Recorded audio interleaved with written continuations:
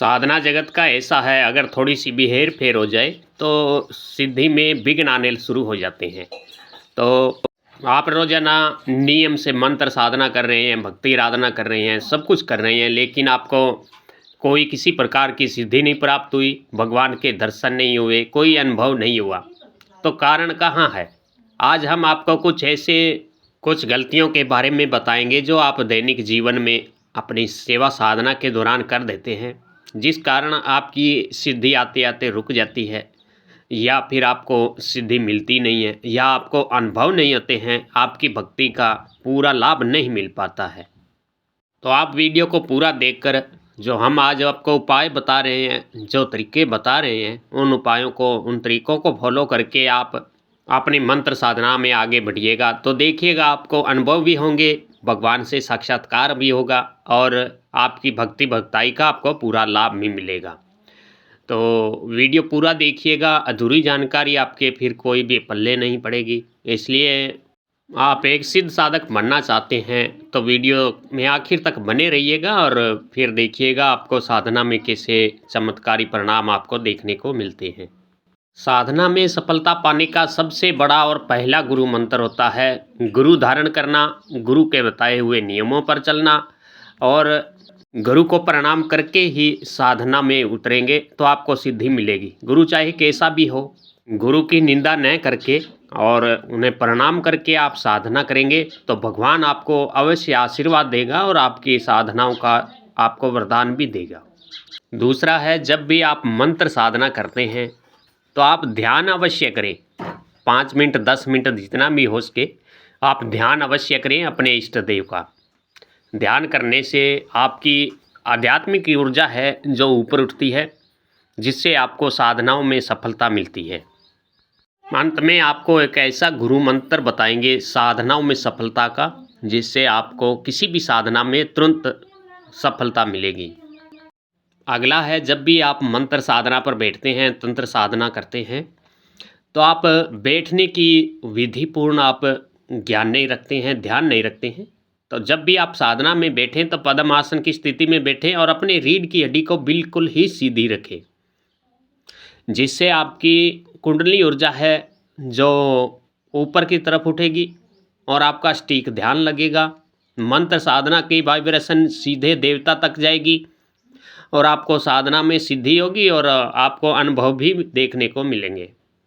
अगला है, साधना शुरू करते समय आप प्राणायाम न करना। जब भी आप मंत्र साधना करें तो हमेशा रोजाना ही आपको 3 बार प्राणायाम जरूर करना चाहिए। प्राणायाम करने से आपको सांसों की शुद्धि होती है और आपकी आदि चेतना है, चेतना शक्ति है जो पुष्ट होती है, जिससे आपको साधना में जल्दी सफलता मिलती है। अगला है, साधना के दौरान आपको शुरुआत समय में आचमन जरूर करना चाहिए। आचमन करने से आपके अंदर का जो शरीर में किसी प्रकार का मेल है, विघ्न है, वह दूर हो जाता है। आचमन किस प्रकार किया जाता है? आचमन करने के लिए आप चाहे तो आचमनी बाजार से ले आएं, या अपनी हथेली में थोड़ा सा गंगा जल डाल के और ओम केशवाय नमः, ओम माधवाय नमः, ओम नारायणाय नमः, इन तीनों मंत्रों को 3 बार बोलकर उस जल को पी लेंगे तो आपके अंदर किसी प्रकार का मेल है, विकेर है, खान पीन का जिस प्रकार का भी कोई अशुद्ध विचार है, वह सब निकल जाएंगे। और उसके बाद अपने फिर अंगूठे से होठों को 3 बार पूंछकर ओम ऋषिकेशवाय नमः मंत्र बोलते हुए हाथ धो लेंगे। ऐसा करने से आपका मंत्र अशुद्ध नहीं होता है, मंत्र पूर्ण जागृत रहता है, जल्दी सिद्धि मिलती है। अगला है, मंत्र जाप करते समय आप अपने आसन को प्रणाम नहीं करते।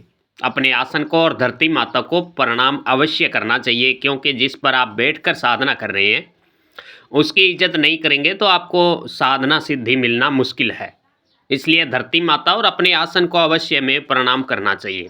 और उसके बाद जब भी आप साधना, आपकी मंत्र साधना पूर्ण हो चुकी है और अपने आसन को छोड़ते समय अपनी अनामिका उंगली को जल में डुबोकर अपने आसन के नीचे से थोड़ा लगाकर अपने माथे को छुआएंगे तो आपको सिद्धि अवश्य मिलती है। ऐसा करने से आपकी जो भी कुछ साधना का तत्व जो जमीन में चला जाता है वह वापस आपको प्राप्त हो जाएगा और आपको जल्दी सिद्धि मिलेगी।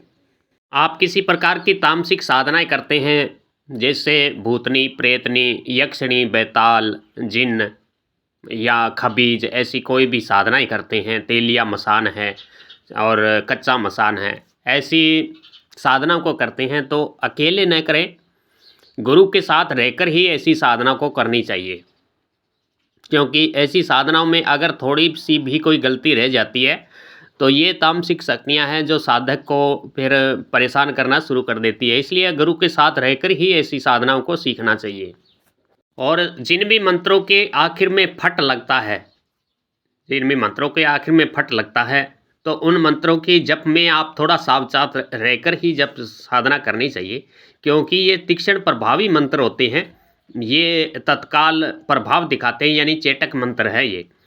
और जिनमें स्वा लगता है, नमः लगता है, ये आप आराम से जप कर सकते हैं। इनमें किसी प्रकार को आपको परेशानी का सामना नहीं करना पड़ेगा। और आप साधना करते हैं मंत्र तंत्र की, अगर अपने घर में कुल देवता की, कुल देवी की मंत्र जप करते हैं, तो अपने गुरु मंत्र को आप 7 बार पढ़कर अपनी छाती पर फूंक मारें और 7 बार पढ़कर बाएं कंधे पर फूंक मारें, 7 बार पढ़कर दाहिने कंधे पर फूंक मारें। ऐसा करने से आपको कोई भी अनिष्ट शक्ति आपको परेशान नहीं करेगी, साधने में आपको उबकाऊ नहीं लगेगी, साधने में मन लगेगा और जिससे आपको भगवान का आशीर्वाद जल्दी प्राप्त होगा। कोई बड़ी साधना करते हैं, किसी तामसिक शक्ति की करते हैं या कोई अन्य देवी देवताओं की करते हैं, तो आपको सुरक्षा चक्कर अवश्य लगाना चाहिए, सुरक्षा घेरा अवश्य लगाना चाहिए। और सुरक्षा घेरा लगाने के नियम भी अलग-अलग होते हैं। बहुत से आटे से लगाते हैं, चाकू से लगाते हैं, नमक से लगाते हैं, हल्दी से लगाते हैं और ये साधनाओं में अलग-अलग प्रकार के घेरे लगाए जाते हैं। पहले जिस भी साधना में आप उतरिए, पहले उस साधना का पूर्ण ज्ञान प्राप्त कर लें, उसके बाद ही आप साधना में उतरिए, क्योंकि अधूरा ज्ञान आपको फिर साधना में बीच में हटने पर मजबूर कर देगा। कई बार कुल देवता, कुल देवी और अपने इष्ट देव के मंत्र जाप करते समय, साधना करते समय कई बार छोटी शक्तियाँ भी आ जाती है और वो कहती है कि आप हमारी पूजा करें, हम आपकी जो भी इच्छा है अवश्य पूरी करेंगे, आपकी जो भी मनोकामना है वह पूरी करेंगे।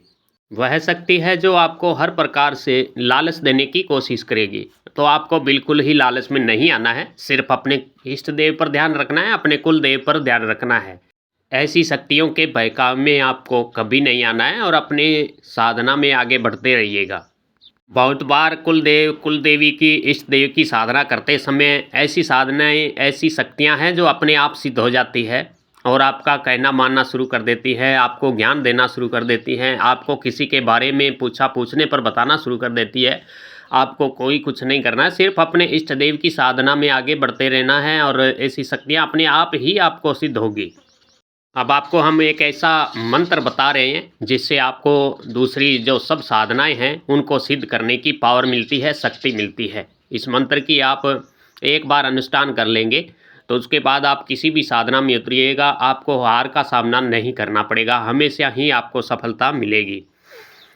मंत्र यहाँ डिस्क्रिप्शन पर लिख कर दे रहे हैं। बाकी आप ऐसी साधनाओं के बारे में अन्य जानकारी के लिए हमसे जुड़े रहिएगा और हमारा व्हाट्सएप चैनल को ज़रूर सब्सक्राइब कीजिएगा, वहाँ आपको अनेक प्रकार के मंत्र मिल जाएंगे। तो जय बाबेरी, खमा गणी।